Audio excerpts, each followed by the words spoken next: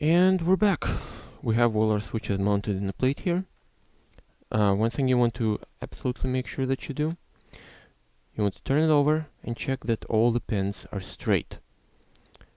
If you don't have straight pins, what can happen if, for example, if one of your pins is bent over a little bit, when you start to solder, you will realize that one of your switches has a bent pin and you can't solder it correctly.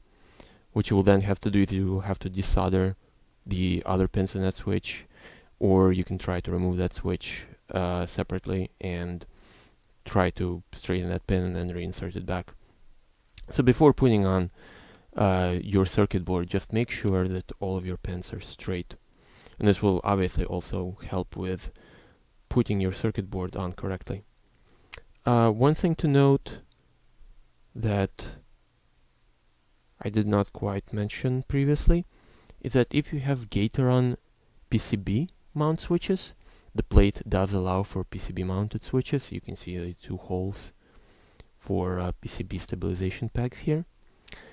If you have Gateron PCB mount switches, they go in somewhat more difficult, somewhat iffier than cherry switches. So what I recommend is you put in only a couple of Gateron switches on the sides and in the middle here. Don't populate the whole plate, just put in a couple of them at the sides. Then put the circuit board on, solder on those switches, and then insert the rest of the switches one by one. Because otherwise you might have some variance as to how far your plate is actually soldered, and it won't mount in the case correctly. And it will just look a bit iffy. Okay, so once you're sure that all your pins are straight, you can just put your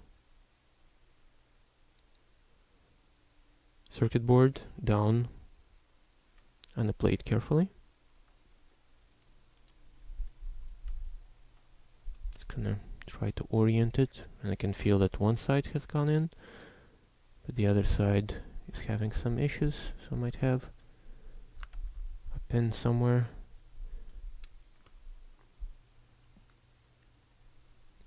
Just keep in mind, don't force the circuit board on there. You'll just bend pins. If it doesn't just go on there easily, you definitely don't want to force it, as you will probably break some pins or bend them. It feels like the pin is somewhere here.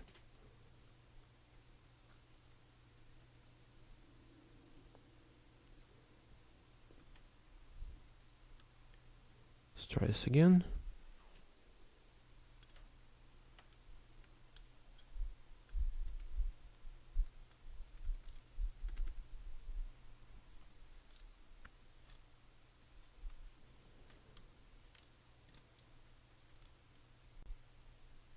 You can also look at the holes to see. Oh, there it goes.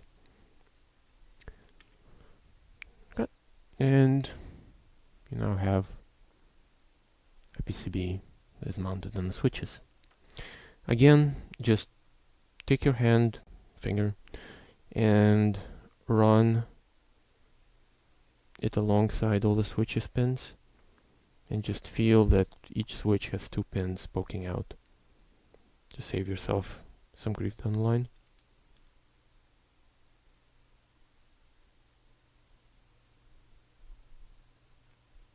Again, some positions in the PCB won't have switch leads poking out of them.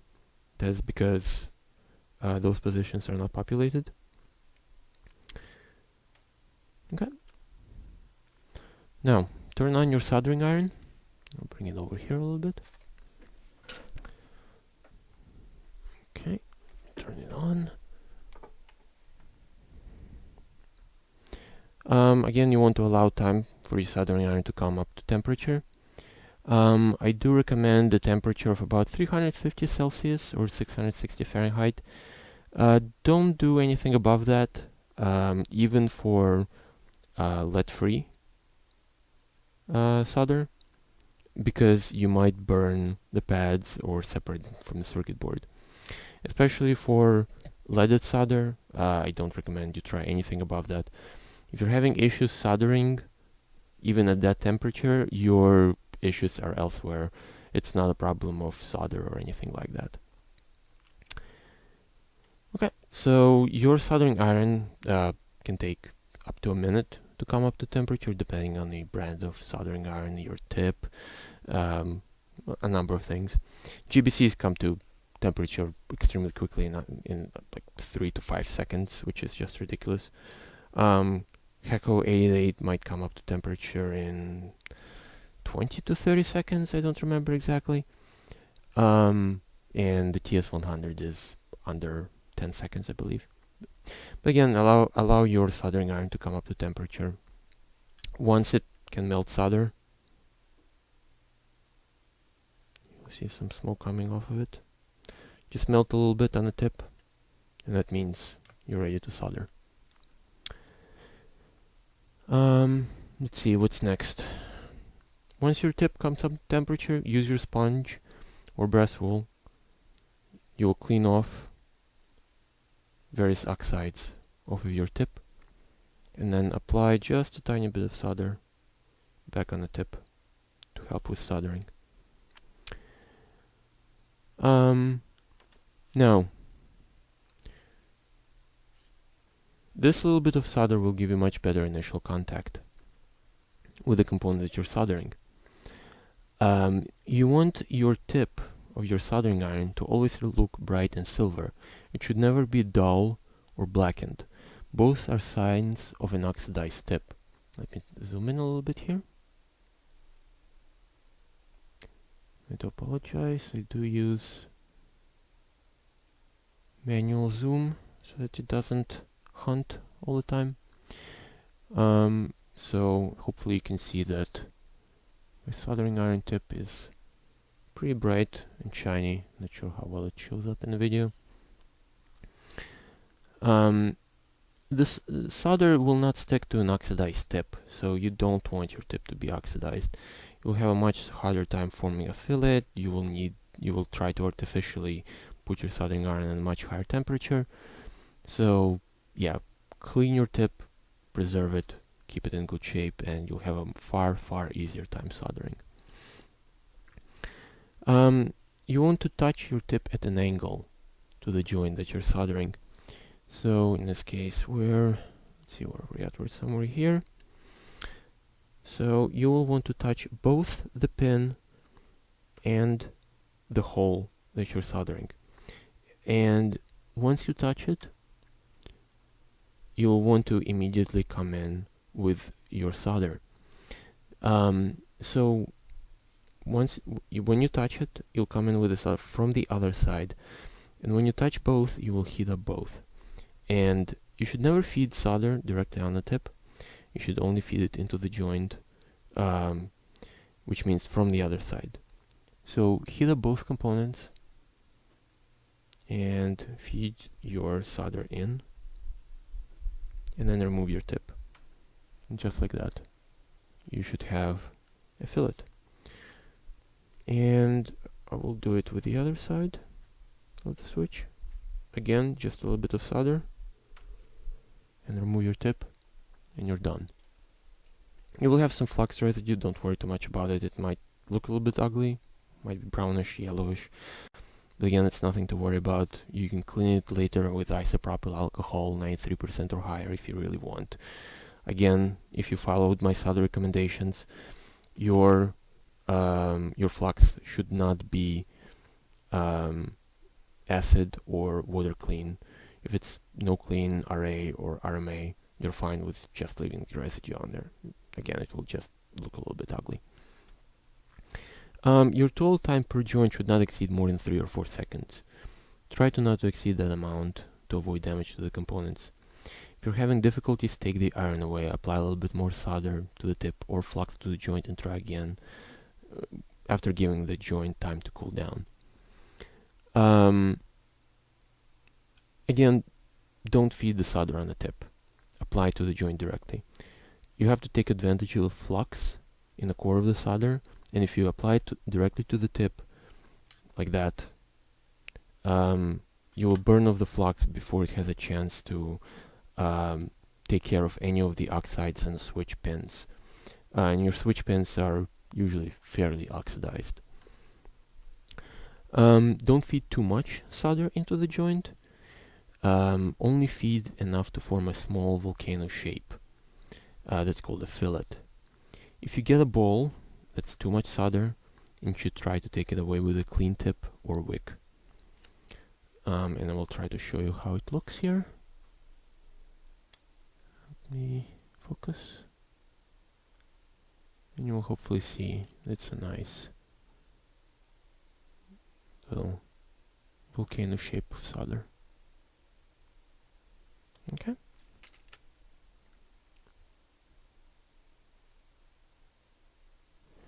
And let me zoom out.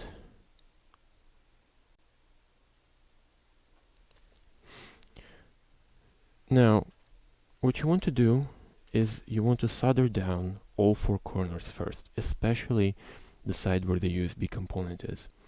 The USB plug, sorry. The reason for that is if it sticks up too much and your PCB is not quite in the correct position in relation to the switch, what will happen is the USB plug will not correctly align with the hole, and you'll want that. So what you want to do is, while you're soldering, just sort of like firmly hold it down so that your PCB is all the way down on the plate. Just feed your solder in and take it away just like that. And again, no more than 3 or 4 seconds. And I'll do this one as well, which is again next to the PCB component of the USB plug. And then I'll do this corner here.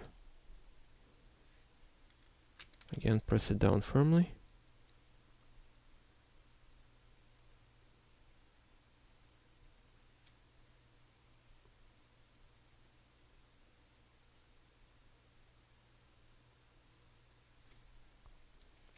And the other side.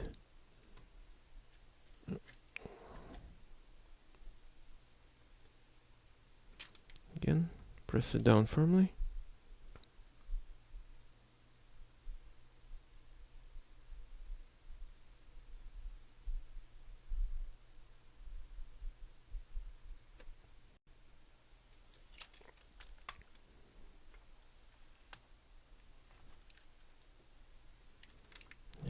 The last corner, you will hear your switches crunching. Not a big deal. They're designed to be pressed.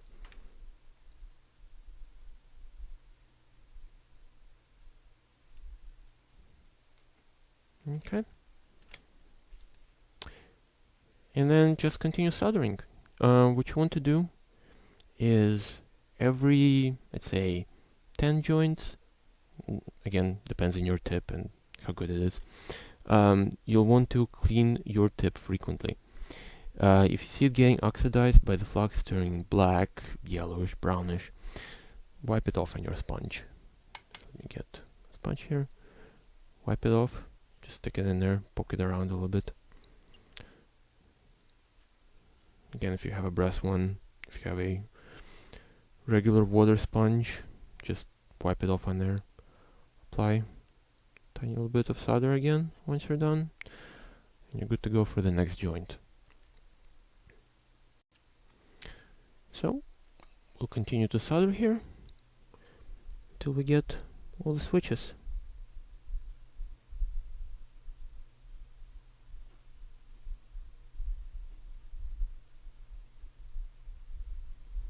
Again, depending on your soldering iron, you might be able to go faster or slower.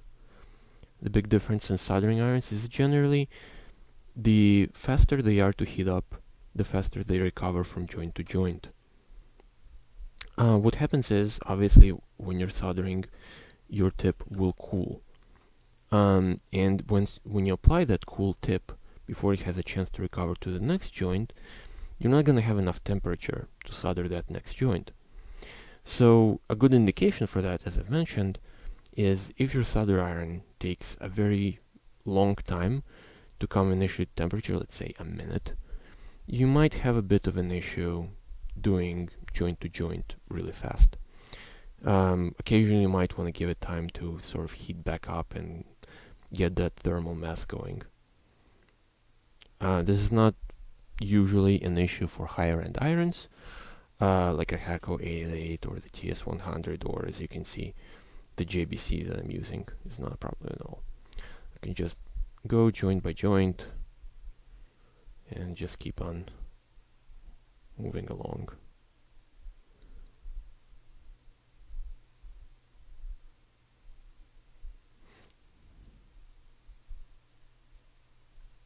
Again, just clean it off.